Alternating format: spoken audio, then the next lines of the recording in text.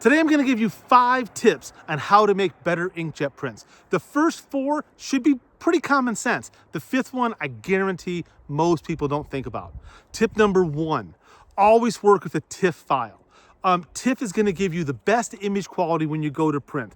I know JPEGs are easier and smaller files, but that compressed information just isn't going to give you as smooth of tonality, and TIFF is really the way to go.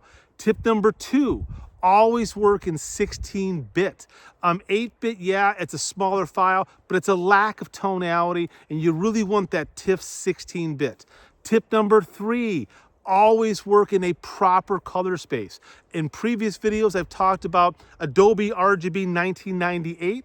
It's a great space for photo papers using a satin or a gloss finish, and sRGB or a similar slightly larger space for matte surface papers. Tip number 4, use great printer ICC profiles. Spend a little extra money, get a better ICC profile. That entire process of TIFF, 16-bit, good color space, good ICC, you'll see it pay off immediately in your prints. And tip number 5, and this is one that most people don't think about, humidity. The humidity in your studio, the way you store your paper, really matters. As you can see behind me, winter has now descended upon Vermont and our humidity is plummeting. My house gets down to like 5 and 6% sometimes on very, very cold days. Fortunately for me, the studio that I work in is fully climate controlled, and my temperature and humidity where the printers are is stable throughout the year. And that makes a big difference in the consistency of the prints that I'm able to make.